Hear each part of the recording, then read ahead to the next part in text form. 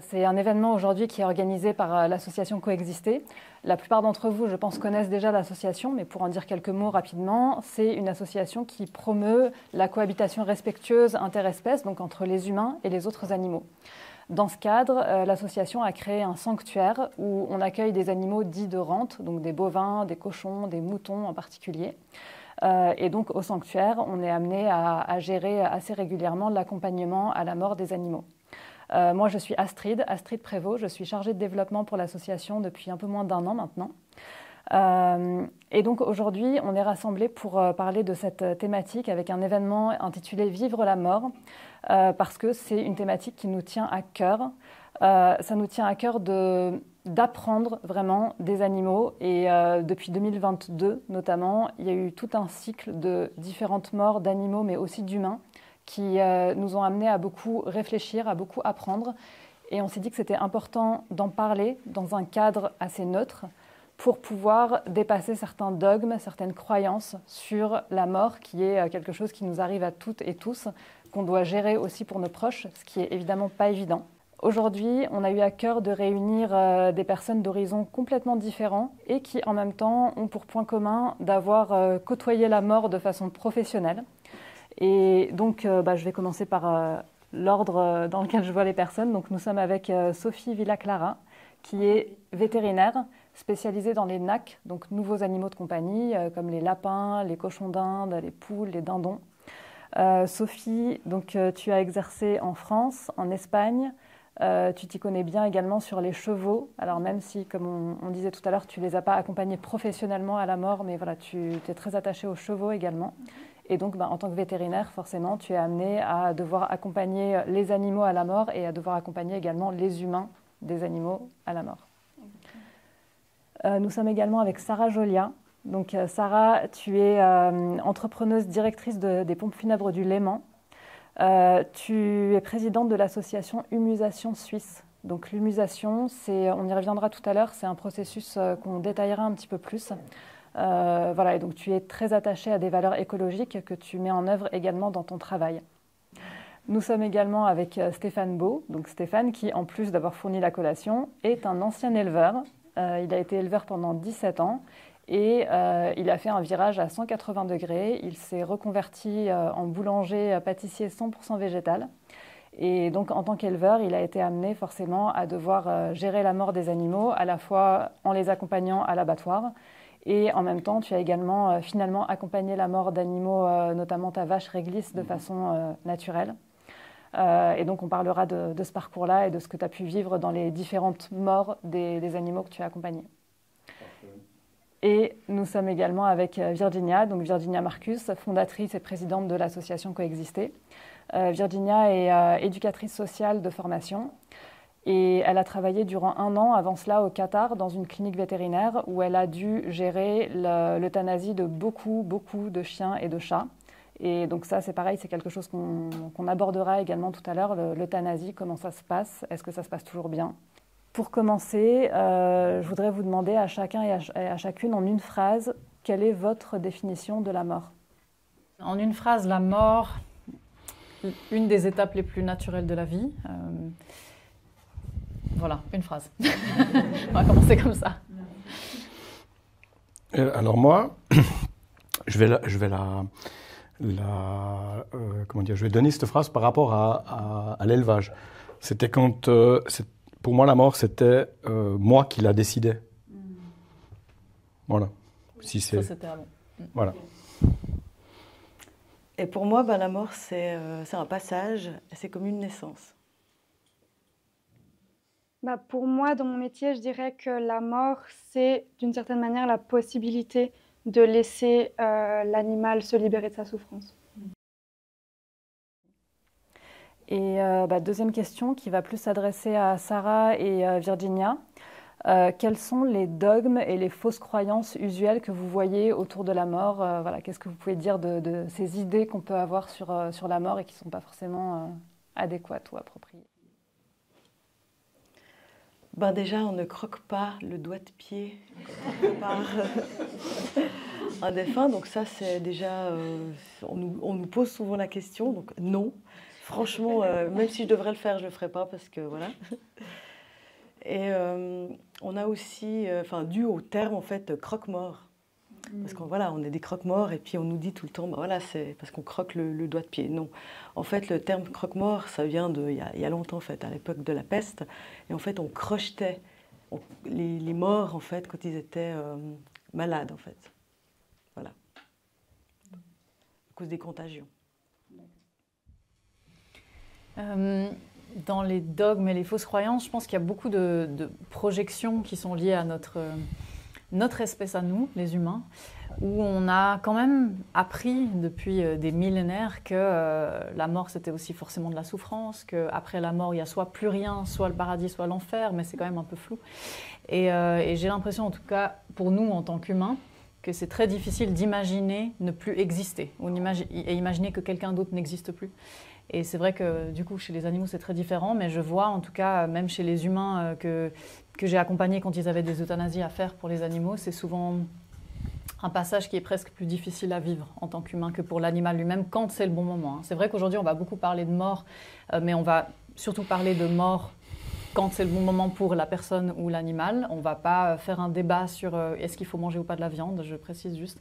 Et donc c'est vrai que là, les dogmes, ils peuvent être religieux, ils peuvent être politiques, moraux, mais il y a vraiment, j'ai l'impression en tout cas, une peur viscérale de ne plus exister et notre attachement à un individu est tel que c'est presque inconcevable d'imaginer que cette personne ou cet animal ne sera plus à nos côtés.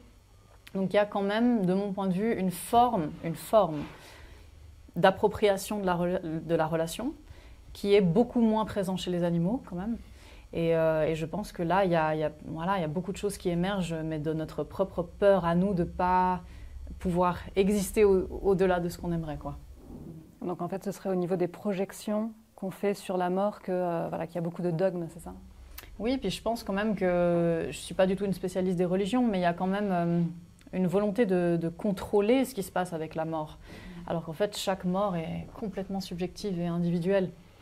Et ces dogmes peuvent être paralysants, j'ai l'impression, en tout cas, au moment où tout d'un coup ça se présente, qu'on doit accompagner quelqu'un à la mort, un animal ou un humain. On est parasité par ces dogmes autour de nous. Et on va aussi aborder la thématique du suicide quand même aujourd'hui.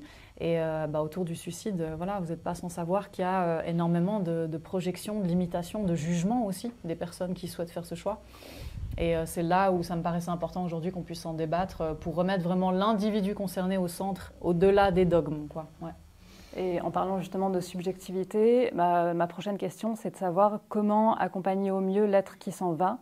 Et donc ma question là s'adresse plutôt à vous trois, donc Sophie, Sarah et Virginia. Comment faire pour vraiment prendre en compte l'individu et éviter peut-être ces projections? C'est vrai que c'est une question, je pense, qui est très large. Et je pense qu'on est de toute façon, dans chaque situation, on doit s'adapter non seulement à l'animal, à sa personnalité, à ses réactions quand il est à la clinique, parce que c'est sûr qu'un animal, il ne va pas être pareil chez lui qu'il va être à la clinique. Donc on va vraiment s'adapter à lui, essayer de faire en sorte qu'il soit le plus sécurisé possible, qu'il se sente le mieux possible, que son propriétaire se sente aussi le mieux possible et le plus possible en sécurité, parce que forcément, il va transmettre aussi des choses à son animal, parce que c'est la personne qui connaît. On va beaucoup communiquer avec le propriétaire, parce que lui connaît son animal, et puis lui va pouvoir nous dire, c'est plus comme ça que je vois les choses, c'est plus comme ça qu'il va se sentir mieux, et on va vraiment s'adapter à chaque situation, à chaque personnalité animale, à chaque personnalité humaine, essayer vraiment d'offrir un cadre qui est le plus agréable et pour l'un et pour l'autre. Et ça peut vraiment être très, très, très variable d'une situation à l'autre. Et là, justement, en parlant de cadre, tu parlais des euthanasies à la clinique, mais est-ce que ça t'arrive également, ou est-ce que ça t'est arrivé de faire des euthanasies à domicile? Virginia, je crois que toi, les animaux, tu ne les fais, en gros, euthanasier qu'au sanctuaire, tu ne les déplaces pas en clinique. Toi, du coup, ça t'est déjà arrivé de faire des euthanasies ou d'avoir cette demande d'euthanasie à domicile? Oui, ça m'est déjà arrivé assez souvent. Là où je travaillais avant, surtout les animaux que je suivais depuis longtemps, que je connaissais bien, avec qui j'étais relativement proche et avec les propriétaires aussi évidemment. Là, c'est quelque chose que je proposais et je me déplaçais. Aujourd'hui, là où je suis maintenant, pour des raisons un petit peu plus logistiques, c'est plus compliqué et c'est pas quelque chose pour l'instant qu'on propose, peut-être dans un deuxième temps. Donc ça fait peu de temps qu'on est ouvert, donc il y a encore quelques petites choses qu'on doit adapter, mais pour l'instant c'est pas quelque chose qu'on propose. Après récemment, je l'ai fait pour des proches, des personnes que je connais, donc dans des situations particulières, là où l'animal me connaît ou que je connais très, très bien les propriétaires et que je vois que vraiment il y aurait un intérêt important pour tout le monde à le faire chez les proches. À ce moment-là, oui, ça m'est arrivé de le faire. Pour rebondir un petit peu là-dessus, donc je parlais justement du fait que Virginia, toi, tu fais euthanasier les animaux au sanctuaire, donc à domicile chez eux. Et voilà, du coup, je rebondis là-dessus. Toi, comment ça se passe justement pour respecter cette individualité des animaux et pour ne pas tomber dans ces dogmes et ces fausses croyances avec eux? Bon, c'est une question qui est très individuelle, encore une fois, parce qu'il y a des chiens, chats qui sont très sociables, qui n'ont pas peur d'aller chez le vétérinaire, et ça pourrait arriver qu'on les amène quand même chez le vétérinaire pour passer, passer à l'acte. Mais c'est vrai que quand on vit avec des vaches, des moutons, des cochons, c'est plus difficile. Et surtout que c'est des animaux qui ne sont pas souvent déplacés dans leur vie, a priori. Et donc à chaque fois qu'on les transporte, c'est une source de stress qui est monumentale pour la plupart d'entre eux. Donc on évite. Et c'est vrai que pour ça, on préfère les faire partir à la maison tranquillement. Mais quand je travaillais en clinique vétérinaire, forcément, c'était les personnes qui venaient amener les animaux sur place. Donc c'est du cas par cas, mais c'est clair que plus on travaille avec des animaux qui sont grands et difficilement transportables, mieux vaut les accompagner dans un cadre qui est serein. Et du coup, pour terminer de répondre à cette question, comment accompagner au mieux l'être qui s'en va? Quelle réponse t'aurais apporté En fait, les animaux m'ont appris un mot d'ordre, c'est le libre arbitre. Ça veut dire que au-delà de mes propres peurs, mes projections, mes croyances spirituelles ou pas, parce que on peut mettre des croyances spirituelles derrière la mort ou pas. En fait, les animaux m'ont appris à vivre la situation au cas par cas et à me forcer à moi m'adapter à eux. C'est-à-dire que c'est presque un des seuls moments dans ma vie où je fais le choix conscient d'écouter les besoins de quelqu'un d'autre, vraiment dans tous ces détails, avant d'écouter les miens. C'est-à-dire que même si c'est tout d'un coup inconfortable pour moi de procéder de telle ou telle manière, je vais le faire si je vois que c'est pour l'animal un mieux, en fait. Et si ça me demande de rester réveillée toute la nuit, je vais rester réveillée toute la nuit. Si ça me demande de respecter le fait que l'animal veut partir seul, je dois aussi respecter ça. Donc en fait, c'est vraiment à chaque cas de figure complètement unique ce qui se vit. Et ça m'a beaucoup chamboulée aussi, bien sûr, parce que moi, j'avais, au tout début de l'aventure du sanctuaire, j'étais très proche de la mort déjà par le biais de la clinique vétérinaire et puis dans ma vie de manière générale. Mais là, c'était des animaux sous ma responsabilité qui venaient s'installer au sanctuaire et dont j'étais responsable vraiment jusqu'au bout. Et donc, ça m'a beaucoup challengée, bien sûr, parce qu'il y a des situations où moi, j'aurais voulu accompagner l'animal pour qu'il s'endorme sereinement dans mes bras. Et puis, en fait, non. Il a fallu à un moment donné décider peut-être de recourir à l'euthanasie. Mais encore une fois, l'euthanasie, pour moi, ce n'est pas un sujet qui est dogmatique non plus. Ça, c'est quelque chose que je vais rappeler encore. Comme pour les humains. Ça veut dire que ce n'est pas mon avis qui doit primer, c'est comment l'individu veut le vivre. Donc, il y a des animaux, ça m'est arrivé par exemple avec des poules qui avaient juste envie d'être seules dans leur coin pour partir au moment où c'était juste pour elles. Et c'est comme ça. Il ne fallait pas que j'interfère. Je sentais vraiment que ma présence pouvait être un stress. Et d'autres poules ou d'autres animaux qui vraiment venaient se blottir contre moi, le message était très clair qu'ils avaient besoin d'être accompagnés. Et c'est pour ça que quand on me demande si je suis pour ou contre l'euthanasie, je dis toujours que ça dépend de l'individu. En fait, même moi, je ne sais pas, au moment où ça se présentera pour moi, est-ce que je veux recourir à Exit ou pas. Et donc, c'est fondamental pour accompagner au mieux l'individu, quelle que soit sa forme, de faire l'effort de l'observer vraiment, mais à chaque instant, pour ressentir en fait qu'est-ce qu'il demande. Est-ce qu'il veut être soulagé ou est-ce qu'il veut au contraire même souffrir un peu plus longtemps mais partir tout seul? Dans la nature, c'est aussi comme ça que ça arrive parfois. Comme chez les humains, j'ai des amis qui sont infirmières dans des homes ou dans des hôpitaux et qui disent qu'il y a des individus qui attendent expressément le moment où la porte se ferme et qui se retrouvent tout seuls pour partir. Et d'autres qui attendent d'être pris par la main. Donc pour les animaux, c'est pareil. Et en tout cas, c'est ça le message de fond qu'ils m'ont transmis, c'est vraiment de faire au cas par cas. Donc je ne peux jamais projeter en avance en fait ce qui va se passer. Merci. Et Sarah, du coup, toi, ton expérience avec les humains, qu'est-ce que tu peux en dire justement de la façon d'accompagner au mieux quelqu'un à son départ? Alors moi, en général, quand j'arrive, la personne est déjà décédée, donc j'accompagne pas à la toute fin. Ça m'est arrivé de faire plusieurs accompagnements avec Exit, avec des proches. Par contre, ce que je fais, c'est je fais en fait des prévoyances funéraires. J'organise en fait tout en avance avec des personnes qui veulent tout organiser pour qu'au moment de leur départ, tout soit prêt, tout soit payé, et puis voilà, pour soulager aussi leurs proches. Et puis ça, pour moi, c'est toujours des bons moments en fait que je partage avec ces gens, parce qu'en fait, voilà, moi je leur donne des idées. Je leur dis aussi que ce qui est important, c'est de parler de la mort avec leurs proches, d'informer leur démarche, et puis aussi de parler avec leur famille pour voir si leurs souhaits à eux conviennent aussi à ceux qui restent. Parce que finalement, c'est aussi important, très important d'ailleurs pour les proches qui restent. Donc oui, j'accompagne aussi, et puis je trouve que, voilà, nous après, il y a plein d'entreprises de pompes funèbres, on a tous notre manière de travailler. Moi, la mienne, c'est vraiment d'aller au plus proche des souhaits des familles, et puis de pouvoir aussi mettre un peu j'ai envie de dire, de la magie en fait dans ces moments, mettre de la créativité, mettre de la légèreté. Et puis en fait, je me rends compte qu'au moment d'un décès, quand, par exemple, hein, je prends l'exemple d'une prévoyance, quand il y a de la légèreté et quand les choses ont été dites et partagées avec les proches, et à ce moment-là, franchement, à tous les coups, c'est beaucoup plus facile de le vivre comme ça que de ne pas être préparé et puis de ne pas parler de la mort avec ses proches. Enfin, je veux dire, ça doit être difficile, je pense, de perdre quelqu'un sans jamais avoir pu parler de la mort avec. Voilà. Donc moi, j'ai envie de vous dire, mais parlez-en, c'est tabou, mais franchement, ça fait du bien. Et en fait, c'est aussi un des buts de l'événement d'aujourd'hui, c'est de démystifier un peu cette étape et de la rendre plus accessible.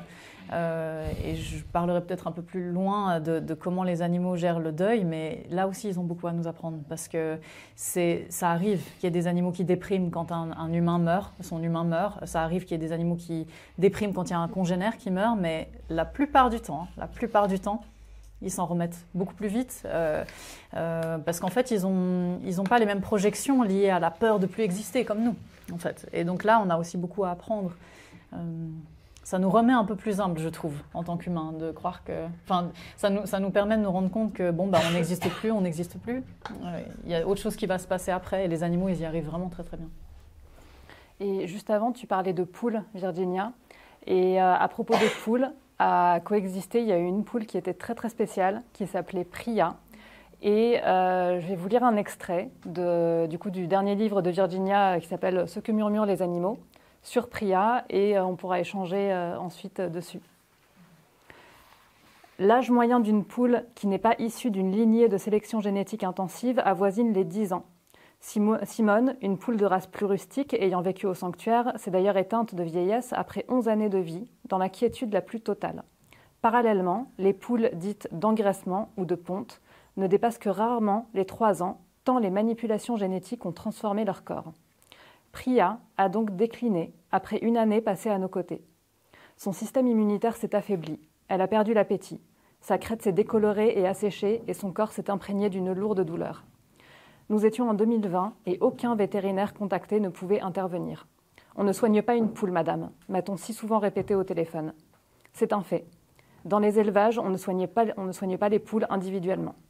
Les vétérinaires ne sont donc pas formés pour le faire. Tout au plus, certains, ayant suivi une formation un tout petit peu plus spécifique, sont capables de leur administrer des antibiotiques. Et les antibiotiques n'ont pas suffi. De multiples compléments alimentaires et autres traitements naturels et médicamenteux lui ont été administrés au jour le jour. Jusqu'au jour où elle a dit stop. Tandis que je tentais de l'abreuver avec une seringue, elle s'est énervée et a littéralement crié que c'en était trop, et qu'elle voulait juste pouvoir partir en paix, que le moment était juste et qu'il fallait l'accepter, malgré la tristesse immense qui accompagnait ce départ inévitable. J'ai arrêté les soins et ai passé l'essentiel de ma journée à la bercer. La nuit tombée, elle s'est éteinte dans la plus grande des douceurs. quelques minutes après que j'ai contacté un vétérinaire de garde pour lui demander de venir l'aider en pratiquant une euthanasie. Elle ne voulait pas. Elle a rendu son dernier souffle après m'avoir fixé de longues secondes dans les yeux en transmettant cet amour qu'elle incarnait.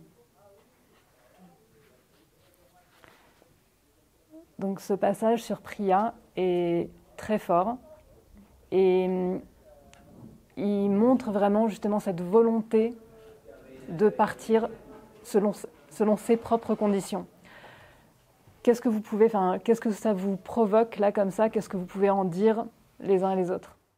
Mais qu'est-ce qu'on peut dire? On peut dire que cette poule, elle a choisi de pouvoir partir. Moi, les bêtes que j'élevais, c'est moi qui choisissais quand elles partaient. Donc ça fait toute la différence. Et puis, j'ai un petit ton de parole là, où ça va? C'est là qu'il va falloir sortir les mouchoirs. Non, non. Non, mais disons que moi, j'ai vécu plusieurs expériences avec la mort, avec plusieurs étapes différentes. Et puis, je vais juste commencer par le début, dans le sens que la première expérience de la mort que j'ai eue assez forte, c'est que quand mon grand-père est décédé, ce jour-là, je n'ai pas pu aller le trouver tout de suite. Et puis, quand je suis arrivé, c'était trop tard, et j'ai chopé la sclérose en plaques. C'était un choc pour moi, et 3 mois après, on m'a diagnostiqué la sclérose en plaques. Il est mort en 2000, le 21 mars. Donc, ça fait déjà un petit moment que je l'ai. Et puis, j'ai appris à vivre avec. Je suis toujours là aujourd'hui, et puis ça se passe bien. Alors ça, c'était une des expériences que j'ai vécues par rapport à la mort. Et puis après, j'ai vécu les autres expériences, des bonnes et des moins bonnes. La bonne, c'était de pouvoir partir, de pouvoir laisser partir ma vache. Ça, c'était vraiment quelque chose de super fort, de pouvoir partager ça avec elle. Puis les moins bonnes, c'était quand je devais amener mes animaux, quoi. Ça, c'était vraiment quelque chose pour moi. Il y a eu des fois où ça s'est pas trop mal passé, puis il y a des fois où ça s'est moins bien passé. Mais on va aller par étapes. C'est vrai que moi, par rapport à cette poule, ce que j'aurais envie de dire, c'est que c'est sûr que chaque animal a une réaction différente, que ce soit vis-à-vis de la maladie. Chaque animal a une sensibilité très différente en face de la douleur. Chaque animal supporte plus ou moins des soins, supporte plus ou moins des manipulations, supporte plus ou moins d'être enfermé. Donc c'est sûr qu'au niveau de la maladie, au niveau d'un animal qui se dégrade, on a non seulement besoin de prendre en compte la douleur de l'animal, mais on a aussi besoin d'évaluer toutes ces sensibilités de l'animal. Et on doit se dire, voilà, c'est un animal qui est aujourd'hui en souffrance. Est-ce qu'il y a un traitement qu'on peut mettre en place pour soulager cette douleur, pour que cet animal se sente mieux, pour qu'il puisse avoir vraiment des conditions de vie confortables et qu'il puisse être bien? Est-ce que ce traitement, l'animal va l'accepter? Est-ce que ça va être OK pour lui de prendre le traitement ou est-ce qu'il va falloir le forcer? Il va falloir l'emballer, il va falloir l'obliger à prendre, que ce soit par voie orale ou par voie injectable. Est-ce que tout ce traitement va générer un gros stress pour l'animal? Et est-ce que ça, on peut considérer comme une vie confortable pour cet animal? Est-ce que cet animal, on va devoir le mettre dans un environnement protégé? Est-ce qu'on va devoir l'enfermer? Est-ce que cet animal est habitué à être enfermé ou pas? Est-ce que ça va générer un stress pour l'animal? Est-ce qu'on va devoir le manipuler, le prendre, le bouger? Est-ce que ça va être acceptable pour cet animal ou pas? Et en fait, il n'y a pas que la douleur, il n'y a pas que la maladie, il n'y a pas que les traitements disponibles, c'est vraiment un tout qu'il faut prendre en place et se dire, si on met toutes ces choses en place en faisant au maximum avec des personnes qui connaissent, est-ce que ça va permettre à cet animal d'être bien, confortable, et ça va lui permettre d'avoir des mois de vie, des semaines de vie, des années de vie dans des conditions acceptables pour l'animal. Après, on va aussi penser aux propriétaires. Est-ce que ça va être trop difficile? Est-ce que c'est possible de le faire? Est-ce que dans l'environnement que l'animal a, on peut le faire ou pas? Et ça, c'est sûr que pour cette poule, il y a eu des complications qui n'auraient pas dû être présentes. Par exemple, le fait de ne pas trouver un vétérinaire qui puisse examiner cette poule, qui puisse dire est-ce qu'elle est en souffrance, quel est le problème, est-ce qu'il y a quelque chose à faire, évaluer toutes ces petites choses pour faire en sorte qu'elle soit le mieux possible. Et dans un second temps, se dire ok, ça ne peut pas être respecté, on ne va pas réussir à lui offrir ce qu'on veut lui offrir, on va la laisser partir et on va l'accompagner jusqu'au bout. Et là, on peut se poser la question de quelle est la meilleure manière de la laisser partir? Est-ce que c'est l'euthanasie? Est-ce que c'est gérer la douleur et la laisser s'éteindre tranquillement à la maison? Est-ce que, enfin, ça c'est vraiment une discussion qui est longue, qui englobe beaucoup de choses qu'il faut avoir avec le propriétaire, parce que c'est forcément, nous en général, quand on voit l'animal, on ne le connaît pas, ou alors on le connaît en consultation, le comportement à la maison est extrêmement différent. Donc c'est vraiment écouter le propriétaire, écouter ce qu'il nous dit du comportement de l'animal à la maison, écouter l'animal qui est en consultation avec nous et vraiment prendre les décisions en fonction de toutes ces choses. Et ça, dans le cas malheureusement de Priya, ça n'a pas été forcément... on n'a pas pu faire toutes les étapes dans l'ordre et ça, c'est pour elle, c'est dommage. Mais Priya, elle a fait son choix, c'est ça? D'une certaine façon, après le choix au moment de partir, oui, mais le choix de subir la sélection génétique, non, clairement pas.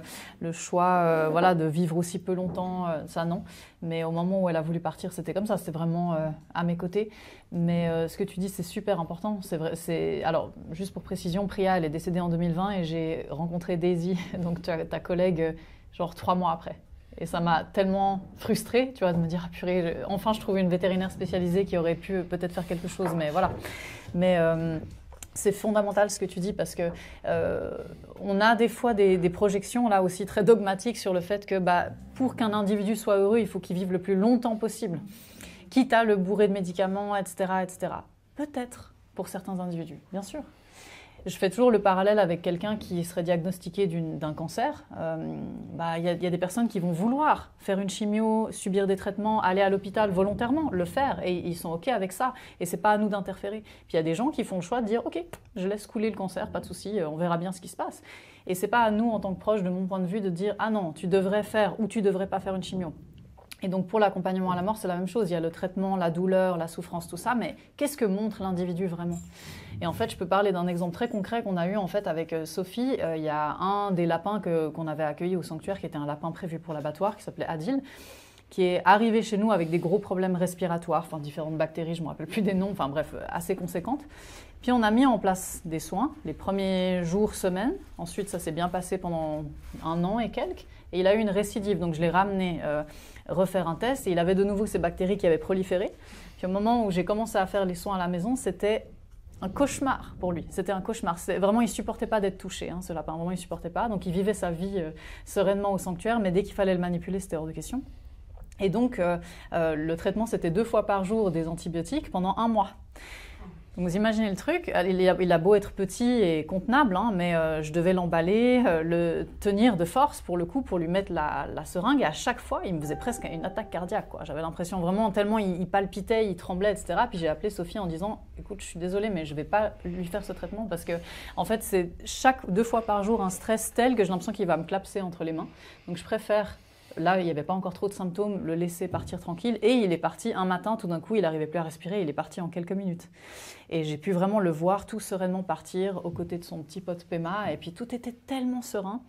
Et là, ça m'a bien remis en perspective aussi, cette notion d'acharnement ou pas. Parce que pour lui, ça, c'était vraiment la meilleure option. Si j'avais dû le forcer 2 fois par jour à faire ses soins pendant 1 mois, à un moment donné, il m'aurait soit fait une attaque, soit, enfin, je sais pas quoi. Et je ne voulais pas qu'il parte comme ça. Je pensais pas que c'était... En tout cas, visiblement, c'était pas comme ça qu'il voulait partir non plus. Et Sarah, du coup, quel miroir ça fait pour toi, notamment par rapport aux humains que tu connais mieux, j'imagine? Qu'est-ce que tu as à dire de ça? Alors, j'ai pas grand-chose à dire avec la poule, mais je trouve ça très beau, en fait. Et ça me fait penser à le fait qu'elle t'ait regardé comme ça, dans les yeux. Moi, j'ai l'impression, en fait, en tout cas, moi, après, c'est très personnel, ce que je vais raconter. Moi, j'ai l'impression qu'on arrive à se connecter avec les animaux en les regardant dans les yeux. Enfin, j'ai l'impression qu'en tout cas, il y a une connexion qui se passe, en fait, au niveau de l'âme. Et puis, typiquement avec mon chat, j'ai un chat qui est un peu bizarre, il a un regard, parce qu'il n'a pas de poils, c'est pour ça, puis il ressemble un peu si. Il ressemble, c'est un être, et voilà, c'est un être, quoi. Et avec mon chat, en fait, on est très fusionnels les deux, donc il est très dépendant de moi, parce qu'il est tout le temps collé à moi, ça fait partie de son caractère, et c'est vrai que quand on se regarde dans les yeux, en fait, je vois le néant. Enfin, je vois, en fait, c'est tellement profond que j'ai l'impression que je vois son âme, en fait. Puis c'est tellement beau. Et ça me fait penser à ça, en fait, cette profondeur qu'on peut avoir, en fait, en se connectant avec quelqu'un, typiquement. Et enfin, voilà, j'ai envie de... tout ce que j'ai à dire.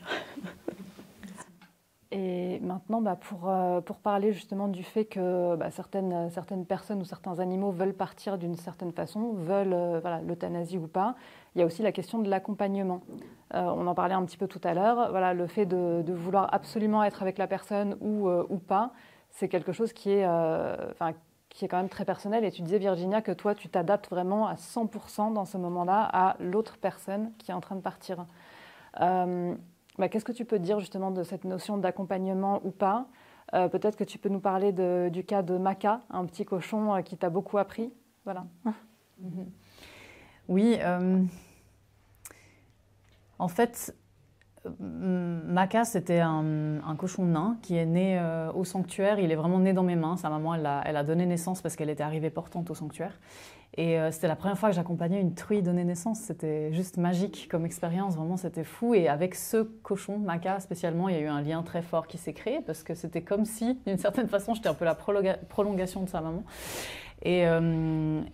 Et je ne suis pas du tout favorable à l'anthropomorphisme, je tiens à le dire. Vraiment, il y a des animaux avec lesquels je pense qu'il ne faut vraiment pas du tout projeter sur eux le fait que ce sont nos enfants, etc. Parce que peut-être qu'eux, ça les dépasse complètement. Mais il y a des individus, je suis sûre que vous avez plein d'exemples aussi, où il y a un lien, comme tu le décris avec ton chat, il y a un lien comme ça. Et puis avec Maka, il y a vraiment ce lien très fort. Et vu qu'il est né au sanctuaire dans mes mains et qu'il a eu une vie absolument parfaite, incroyable, la bonne nourriture, le bon environnement, tout était parfait. Donc moi, dans mon esprit, je me suis dit, c'est un cochon nain, il va vivre 20 ans. Et moi, à ce moment-là, j'étais au tout début du sanctuaire, c'était les 2 premières années. Les 2 premières années, j'ai fait beaucoup d'erreurs en tant que nouvelle responsable d'un lieu comme ça, parce que je projetais sur eux le fait que tout devait se passer comme moi je l'imaginais, quoi. Et je me disais, non, cette vie-là, ça va lui permettre de la vivre, en tout cas le mieux possible, le plus longtemps possible. Et il se trouve que Maka a développé une maladie qui s'appelle le rouget, qui est assez fréquente chez les cochons, en lien avec un stress très aigu qu'il a subi quand un hélicoptère a rasé le sanctuaire en fait pour aller chercher des arbres dans le terrain d'à côté. L'hélicoptère a vraiment rasé le terrain. Et à ce moment-là, tous les animaux évidemment ont paniqué, ils se sont tous marchés dessus, roulés dessus, bref. Et le lendemain, il a fait sa première crise du rouget. Et ça, c'était le premier renseignement, je pense, qu'il m'a légué, c'est que, pas volontairement, mais c'est ce que j'ai appris de cette situation, c'est que même dans un environnement parfait, il peut se passer quelque chose qui va tout d'un coup ouvrir la voie à une pathologie qui est préexistante, à des bactéries, bref, comme pour toi la sclérose, il y a eu cet événement tout d'un coup qui a été un déclencheur. Et donc Maka, ça a été ça, et donc il a régulièrement fait des crises un peu aiguës de rouget, mais qu'on arrivait à monitorer avec des antibiotiques, aussi des anti-inflammatoires, enfin plein de choses qu'on mettait en place, ça allait bien. Puis en fait, il y a un jour, il avait 1 an et demi à peu près, il a fait une crise, mais qui était vraiment légère par rapport aux autres fois. Il avait même pas des tremblements, il était juste un peu apathique, un peu de fièvre, il mangeait pas. Et donc, je l'ai isolé dans un box à côté des autres, puis j'ai été le voir. Et je suis restée avec lui, mais j'étais très calme. Je ne ressentais pas du tout de tension, parce que moi, j'étais assez dans le contrôle. Les 2 premières années, j'avais vraiment besoin de tout contrôler. Dès qu'un animal était malade, je ne dormais pas de la nuit, etc. Aujourd'hui, je suis un peu plus souple, parce que j'ai appris aussi à leur laisser vivre leur destinée quand même. Mais avec Maka, j'avais vraiment quand même pas mal ce rapport-là de vouloir tout contrôler. Et il se trouve que quand je me suis posée avec lui, je l'ai câliné, puis j'ai vraiment senti, comme ça, de manière un peu subtile, qu'il me disait « mais c'est bon, on va dormir. Enfin, il n'y a pas besoin de rester là, quoi. » Donc je suis rentrée dormir. Et en fait, c'est aussi une histoire que j'évoque dans le livre, parce que c'était une des plus marquantes pour moi, où je suis rentrée chez moi, j'ai commencé à dormir, et là je suis partie dans un rêve. Alors encore une fois, il n'est pas question aujourd'hui de débattre sur la spiritualité ou quoi, mais j'ai fait un rêve que Maka me parlait. Il me parlait, il était en face de moi, puis il me racontait plein de trucs, mais je ne me rappelle plus en fait de ce qu'il me disait. Il me racontait plein de choses.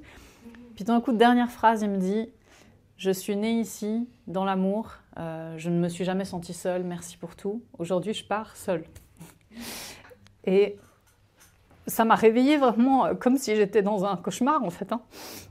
Et je me suis sortie de ce cauchemar, et je me suis dit « Non, c'est pas possible. » Je me suis habillée à toute allure, je suis sortie dans le box. Et il était mort. Et bien sûr, à ce moment-là, il y a tout qui se mêle dans mon esprit. Je me dis non, c'est pas possible, c'est un cauchemar. Je suis encore dans mon cauchemar, c'est pas possible. Donc j'ai commencé à le secouer en fait pour essayer de le réanimer, mais il était mort, mais très serein dans la même position dans laquelle je l'ai laissé. Et en fait, ça m'a mis dans un état tel de détresse que c'était insoutenable pour moi. À ce moment-là, c'était insoutenable. J'ai vraiment ressenti dans ma chair, pourtant j'ai pas d'enfant, mais j'ai ressenti dans ma chair, je pense, ce qu'on peut vivre si on perd un enfant en fait. Et c'était insupportable pour moi l'idée que cet animal qui soit né là, dans ces conditions, parte comme ça. Et j'étais en colère en fait. Parce que je me disais non, je peux pas passer ma vie à sauver des animaux de l'abattoir pour qu'un animal qui naisse chez moi meure comme ça. Et voilà, donc ça a été, je dirais, cet enseignement, il y en a eu plein, mais cette situation m'a appris que j'étais pas la maîtresse de la destinée des autres. Et même si on est très proche, même si on a un lien fusionnel, peu importe en fait, l'autre il a aussi son chemin à vivre. Et nous, on doit aussi, dans ce moment-là, respecter ce qui se passe et aussi prendre le recul nécessaire pour pas envahir l'autre. Et d'ailleurs, là, j'enchaîne juste avec la suite, mais maman Ondé, qui est sa mère biologique, hein, quand Maka est décédée, j'ai amené Maka auprès de sa famille de sang, donc sa mère, ses frères et son géniteur. Et en fait, ils sont tous venus lui dire au revoir à tour de rôle, chacun. Et maman Ondé, qui est vraiment sa maman pour le coup, elle l'a poussée dans un certain sens 3 fois de suite, comme si c'était un rituel en fait. Elle a fait un genre de rituel, elle a été vers son groin, après vers ses pattes, etc. Après, elle l'a regardé, puis elle s'est assise, mais à côté de moi. Et pendant une dizaine de minutes comme ça, elle s'est couchée. Mais elle était calme, elle avait des larmes pour le coup, c'est pas de l'anthropomorphisme, elle avait vraiment des larmes, mais elle était calme. Puis au bout de 10 minutes, elle s'est levée, elle est partie manger. Et moi, ça m'a fait un choc. Je me disais, attends, mais tu te rends compte, c'est ton fils qui est mort là. Et en fait, j'étais beaucoup plus en peine qu'elle. Parce qu'elle, instinctivement, je pense qu'elle vit ces étapes beaucoup plus sereinement. Elle a dit, il est parti, j'ai dit au revoir, c'est bon, ma vie continue. Et waouh, ça m'a fait un miroir incroyable. Et là, à partir de là, j'ai commencé à apprivoiser la mort vraiment différemment. Parce que je me suis dit, waouh, si sa propre mère, elle réagit comme ça, pourquoi nous, en tant qu'humains, on en fait autant des tonnes quand quelqu'un meurt? Et ça m'a vraiment beaucoup questionné. Donc voilà, j'ai fait un long débrief, mais d'où la thématique du jour aussi. Ouais. C'est parfait parce que du coup, ça nous permet d'aborder aussi, au-delà de cet accompagnement à la mort et du fait de vouloir partir accompagné ou non, aussi le fait de tout simplement vouloir partir. Et donc tu t'abordais tout à l'heure le fait qu'on va parler de droit au suicide. Justement, c'est aussi une thématique qui est très taboue, en particulier dans nos cultures judéo-chrétiennes, le fait de vouloir partir, même des fois quand on n'a pas une maladie incurable ou quoi que ce soit. Du coup, voilà, sur ce droit au suicide ou à l'euthanasie, peut-être Sarah, déjà pour commencer, qu'est-ce que tu aurais à dire là-dessus? Est-ce que ça t'arrive de... notamment, tu parlais du fait que tu avais déjà accompagné des proches avec Exit là-dessus. En gros, comment ça se passe? Qu'est-ce que tu aurais à dire sur cette thématique de façon générale? Je vais raconter peut-être une histoire, la dernière histoire qui m'est arrivée, qui était une très très belle leçon. Donc, je trouve que d'avoir le droit de choisir quand on a envie de partir, je trouve que c'est bien. On a le droit et puis heureusement.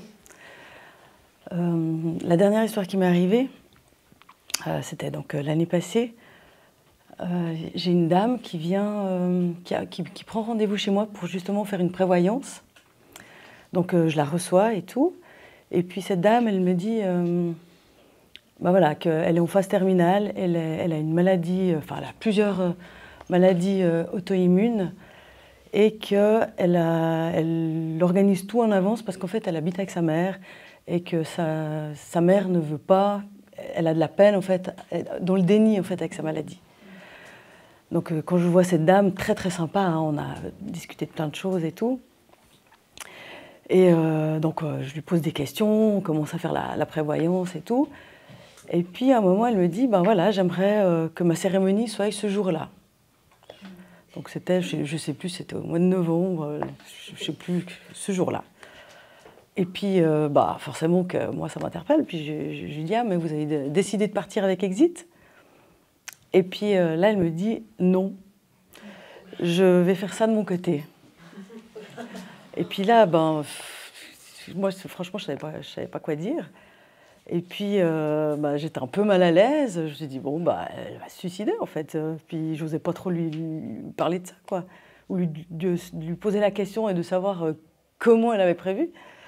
Et puis, je lui dis, mais vous savez qu'il y a des manières plus douces. Enfin, voilà, partir avec Exit, c'est une bonne alternative. Ça se fait en douceur. On peut choisir exactement quand et tout.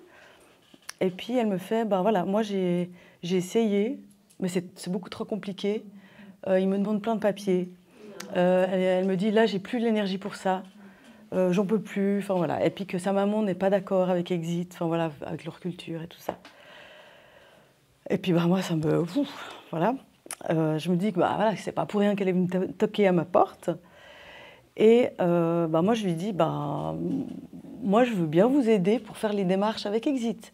Je prends de mon temps, je regarde qu'est-ce qui manque et puis je fais les papiers.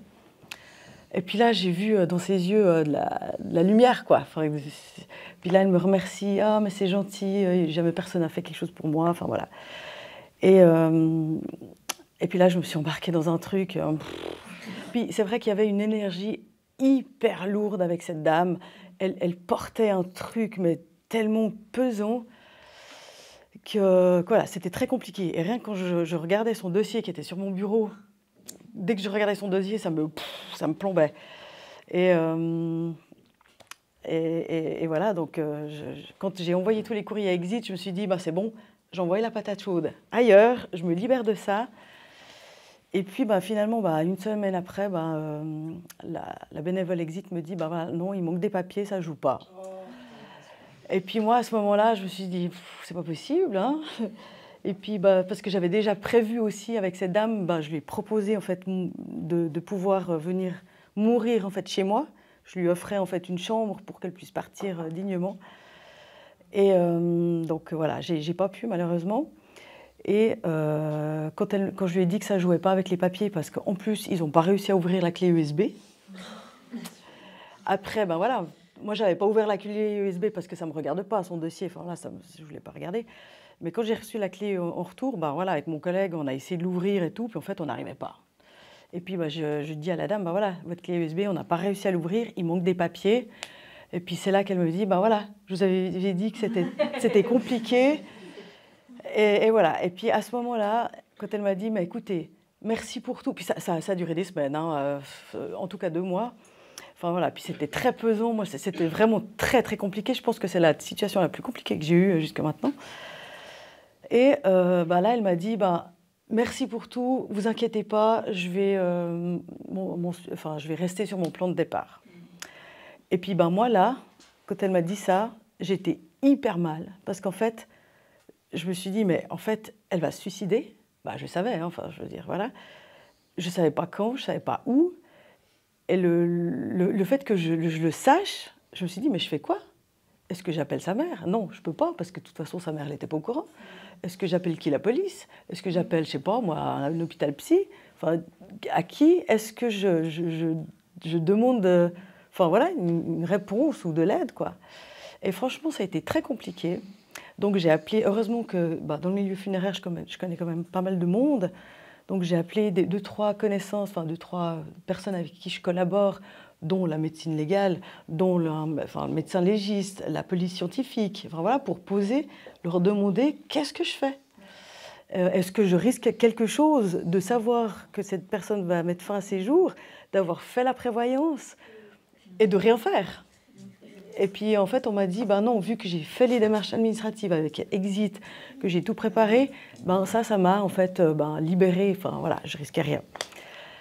Et donc, un jour, cette personne qui revient au bureau, elle m'amène des affaires, parce que voilà, on avait organisé sa cérémonie, hein, tout était prévu. Donc là, elle revient au bureau avec une valise, avec ses habits pour que je puisse l'habiller au moment où j'allais m'occuper d'elle. Parce que moi, je lui ai dit aussi, mais voilà, vous allez vous suicider, mais il faut qu'on vous retrouve. Oui, parce qu'il faut que ce soit sûr qu'on m'appelle. Et puis, donc, elle avait vraiment tout organisé. Bon, on avait quand même créé un lien hein, sur les semaines où on s'est parlé.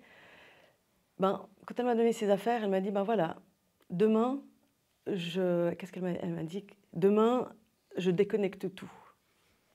Et puis c'est là que j'ai compris en fait qu'elle allait partir. Puis alors, c'est vrai que moi à ce moment-là, je suis restée vraiment, je me suis en fait blindée parce que je pouvais plus donner tellement qu'elle m'avait pompée au niveau énergétique. J'étais vidée, je pouvais plus. Et quand elle est venue, en fait, j'ai fait comme si j'étais pas froide, hein, mais vraiment, j'ai montré aucune émotion parce que en fait, je pouvais plus, quoi. Et quand elle est partie, en fait, on s'est pris dans les bras, on s'est serré fort, et puis elle m'a dit, on se voit à la prochaine gare. Et puis elle est partie. Ouais, elle est partie, je l'ai pas retenue, hein, vraiment. Enfin voilà, moi je voulais plus.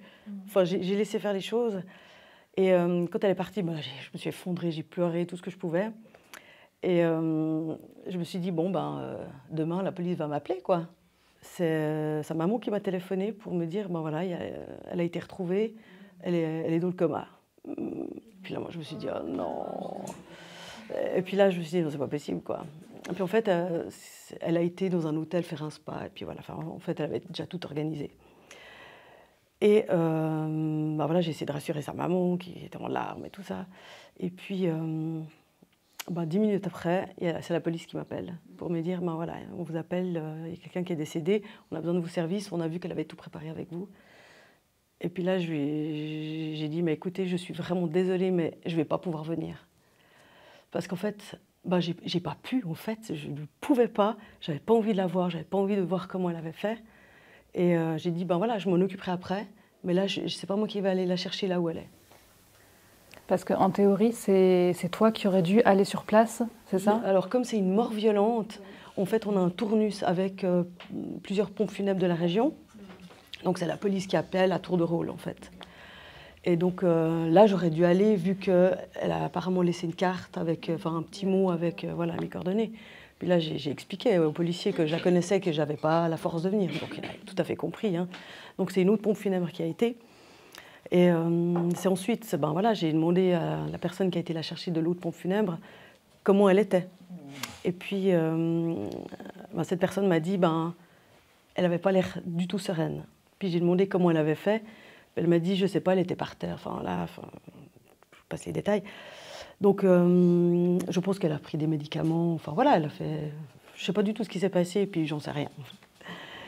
Et donc, elle m'a dit qu'elle n'était pas sereine du tout et tout. Puis, moi, je crois 2 jours après, donc j'ai été à la médecine légale, parce que le corps, en fait, il est automatiquement transféré à la médecine légale pour un examen autopsie. Donc, 2 jours après, moi, je vais la chercher. Puis là, j'avais toujours cette pesanteur que j'avais, en fait, cette lourdeur que j'avais depuis plusieurs semaines, 2 mois. Et quand j'arrive là-bas, je sentais, j'avais le ventre, vraiment une monstre angoisse. Enfin, vraiment, c'était vraiment inconfortable. J'arrive à la médecine légale, donc j'arrive, elle était là, puis elle était emballée dans un drap. Et puis j'arrive, j'ouvre le drap, puis en fait je la vois, puis je la vois, mon Dieu, elle n'est pas du tout sereine en fait, puis elle avait les yeux ouverts, puis elle n'était pas bien, quoi. Et puis ça m'a vraiment fait, ça m'a fait mal au cœur pour elle. Et en fait, on l'a habillée. On l'a habillée avec les habits qu'elle m'a donnés, des habits tout colorés et tout. On la prend, on la transfère dans le cercueil, et là, mon collègue, il me fait, regarde, elle se mord. Et puis, puis en fait, je la regarde. Puis en fait, il y a un truc, alors qui n'est pas palpable, mais on peut. J'ai senti vraiment son visage a changé. Elle souriait, elle était magnifique, plus mal au ventre du tout. La pièce, l'énergie de la pièce de la médecine légale, hein, qui est quand même vachement lugubre. Tout d'un coup, une monstre, je sais pas, une légèreté. Puis là, j'ai compris en fait qu'elle m'attendait. À la prochaine gare, elle était là, quoi. Et je me suis occupée d'elle, puis après, j'avais plus envie de la laisser, quoi. Elle était tellement belle, elle était rayonnante, elle était magnifique, c'était vraiment une très belle femme. Et là, j'ai compris, en fait, qu'elle m'a appris une sacrée leçon. En fait, on peut pas... moi, ça fait 20 ans que je travaille aux pompes funèbres. J'ai toujours cherché ma limite, hein. Je me suis dit que, voilà, peut-être qu'un accident, un suicide, voilà, sous le train, ça a été toujours... Je me suis toujours dit que c'était ma limite. En fait, non. J'ai toujours pu exercer mon métier. J'ai été chercher des accidents, de multitude de décès, toutes sortes. Et en fait, ma limite, elle était là. Elle était avec elle. Le fait que je n'ai pas pu l'accompagner... au bout d'un moment, on doit se mettre une limite, en fait, au niveau émotionnel. Et là, je me suis rendu compte que je ne pouvais pas aller au-delà, en fait. Je ne sais pas si c'est... Vous comprenez ce que je veux dire? Ouais. On ne peut pas faire voilà. une marche à sa place. Exactement. Ouais. À elle de... Et c'était son chemin à elle, en fait. C'était elle qui avait choisi. Et même que j'ai voulu, pour mon confort à moi, en fait, qu'elle parte avec Exit pour me rassurer, et ben en fait, c'était faux. Et voilà, donc ça rejoint un petit peu le fait que les animaux choisissent aussi leur départ, ben les gens aussi, en fait. Et je pense qu'il y a des suicides aussi qui sont organisés, et qui sont organisés. C'est compliqué de dire ça, c'est horrible. Enfin, voilà, mais il y a des gens aussi, peut-être, qui ont choisi, sur leur chemin de vie, de se suicider pour expérimenter ça. Et voilà. Je ne dis pas que c'est le cas de tout le monde, hein, évidemment. Mais voilà, cette expérience-là, pour moi, elle m'a vraiment... j'ai appris où était ma limite. Et je suis très contente d'avoir pu expérimenter ça avec elle. Et vraiment, elle m'a fait un immense cadeau, quoi. Voilà. Ouais, merci. En fait, c'est ça. On parle d'accompagner la mort et pas faire à la place de l'autre ce qui nous paraît le plus juste. Et là, ton exemple résonne directement avec ce qu'on vient d'expliquer avec Maka. Et je pense que ça peut se démultiplier, cet enseignement-là, même s'il est douloureux pour nous, parce qu'on a envie d'être au plus proche. Des fois, on n'en a pas beaucoup parlé, mais quand on travaille, je pense, autant avec des humains qu'avec des animaux, on tombe vite dans le piège du sauveur ou de la sauveuse. Hein. On se dit, on est leur sauveur. Les animaux m'ont bien appris que ça, c'était une étiquette à enlever vite, en fait. On est là comme accompagnants dans plein de situations de vie pour faire au mieux, répondre à leurs besoins, mais on n'est pas des héros et des héroïnes sauveurs et sauveuses. Je pense que ça, c'est clairement un des risques, un des pièges dans lesquels on peut tomber et qui peut être délétère non seulement pour l'individu qui part, mais pour nous, parce qu'après, on porte aussi ce poids de la culpabilité. Et je pense que ces expériences viennent nous remettre à une place beaucoup plus, comme je disais, humble et juste, quoi. Aujourd'hui, je vois bien, en tout cas avec les animaux, que j'ai plus du tout le même rapport, où j'essaye d'interférer et de me dire non, on va tenter ci, ça ou ça. Non, on va y aller au fur et à mesure, puis on parlera tout à l'heure de Hippie et encore d'autres. Enfin, Tawaki et Hippie, je les ai en tête, mais on continue. Du coup, et pour rebondir un peu plus sur le côté humain, du coup, donc toi, tu as vécu également la mort de deux amies humaines récemment, donc Gila et Anouk, qui se sont suicidées de façon très différente, toutes les deux. Mais du coup, peut-être que tu veux un peu réagir là-dessus, réagir sur ce que disait Sarah aussi, et donc voilà, partager aussi d'autres expériences de suicide qui, pour le coup, se sont sûrement mieux passées. Alors, Gila, pour faire très bref, Gila, c'était une amie chère, c'était une des premières militantes désobéissantes civiles de Suisse. Hein. Elle avait 86 ans, je pense, quand elle est partie fin 2022, 23. Ouais. Fin 2023. Et en fait, on avait un lien très fort parce qu'elle n'avait pas d'enfant, elle. Et puis moi, c'était un peu comme ma maman de lutte, quoi, parce que voilà, on se voyait régulièrement. Puis c'était vraiment, elle faisait partie des premières en Suisse à enfoncer les portes des élevages, des porcheries pour aller voir ce qui s'y passait, etc. Et on a tissé un lien très fort. Et en fait, elle m'a toujours dit, depuis le jour 1 où je l'ai connue, elle était déjà âgée, elle m'a dit, moi, le jour où je peux plus militer pour les droits des animaux, je pars. C'était sa mission de vie, quoi. Et donc, elle s'était mis ça en tête et elle me dit, mais déjà très vite dans l'échange, elle me disait, moi j'aimerais, mais c'est pas mon combat dans cette vie, mais j'aurais voulu militer pour le droit à mourir, le droit de mourir avec Exit, et pas que des personnes qui sont en fin de vie à l'agonie, mais qu'on puisse accéder à cette ressource dans ce pays.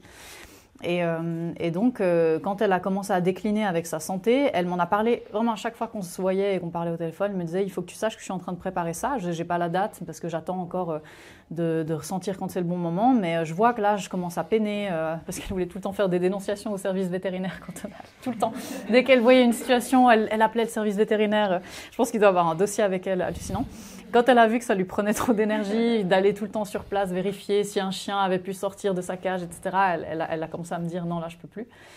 Et elle avait cette rage en elle de dire ça l'embêtait, en fait, de ne pas pouvoir le faire. Enfin, elle pouvait appeler Exit, mais elle était obligée d'attendre d'avoir un diagnostic d'incurabilité. Alors qu'à ce moment-là, quand elle en parlait, ce n'était pas encore le cas. Et en fait, avec l'âge, voilà, elle a développé des problèmes au niveau cérébrale, puis elle m'a dit je vais tout préparer, je me laisse du temps, et elle a vraiment tout fait au niveau bancaire, impôts, bref, elle me demandait en avance plein de documents en lien avec les dons qu'elle avait fait à l'association. Elle a dit comme ça, je laisse pas ça à ceux qui restent. Enfin, c'était incroyable comme elle a anticipé les choses. Et puis voilà, elle est revenue une fois au sanctuaire, on a passé un temps ensemble, et puis un jour, elle m'a dit, voilà, ce sera le 13 décembre, je crois que c'était le 13 ou le 14 décembre 2023. Je fais appel à Exit, on va faire ça chez moi. Elle m'a tout expliqué, il n'y avait aucun tabou, en fait, et elle voulait vraiment que ça pèse le moins possible sur les gens. Et donc, c'est comme ça que ça s'est fait, et j'ai trouvé ça incroyablement beau qu'elle puisse le faire comme ça. Et Anouk, quand même, c'est voilà, Anouk, on a un lien très fort. Elle fait aussi partie de la table ronde pour moi. Clairement, c'était notre graphiste qui a aussi réalisé tout le graphisme de Au pain sans peine. Donc, elle était très très proche avec Stéphane et Valérie. Et ce qui est incroyable, c'est là qu'on voit que des fois il y a quand même des choses qui nous dépassent, c'est que pour boucler la boucle, en fait, Sarah et moi, on s'est rencontrés sur un plateau télé en 2021, je crois, autour de la mort, un débat sur la mort. On s'est croisés à ce moment-là, puis on a vraiment très vite accroché, puis on parlait de notre conception de la mort et on voyait qu'il y avait plein de résonances. Puis j'ai toujours dit à Sarah, le jour où j'ai une situation de quelqu'un qui part, j'aimerais lui proposer tes services à toi, parce que je connaissais vraiment sa philosophie, le fait qu'elle travaille qu'avec des matériaux naturels qui ne polluent pas les sols non plus, par rapport au cercueil. Je me dis, c'est incroyable. Et notre amie Anouk, elle a décidé de partir en juin l'année passée, sans prévenir pour le coup, mais quand elle a été retrouvée, elle avait laissé vraiment de quoi nous permettre de gérer la suite. Et c'était très troublant, mais à la fois très beau. Et là, en fait, avec les proches de Anouk, je disais, si jamais j'ai une amie qui gère des pompes funèbres, et je pense qu'Anouk, elle aurait aimé être accompagnée de cette façon-là. Puis les amis de Anouk me disaient, ah non, c'est bon, on a aussi été conseillés par quelqu'un, c'est tout bon. Puis il se trouve qu'en fait, c'était elle aussi. On s'est rendu compte après. On s'est dit, bon, il y a une espèce de boucle qui s'est bouclée. Et cette expérience a été super marquante, je trouve, parce que voilà, avec Stéphane, c'était une étape à passer, quoi, d'accueillir le fait qu'elle avait fait le choix de partir. Et c'était très dur pour Stéphane. Après, je ne sais pas si toi, tu as envie d'en parler ou pas. Et pour moi, c'était un sacré enseignement aussi de me dire, voilà, elle a fait ce choix de cette façon-là. Qui je suis, moi, pour juger ça, déjà? Enfin, si elle a fait ce choix, c'est que ça lui a demandé énormément de courage. Et si elle l'a fait, c'est qu'elle était lucide, parce qu'on la connaît. Enfin, vraiment, c'était, à mon avis, très bien réfléchi.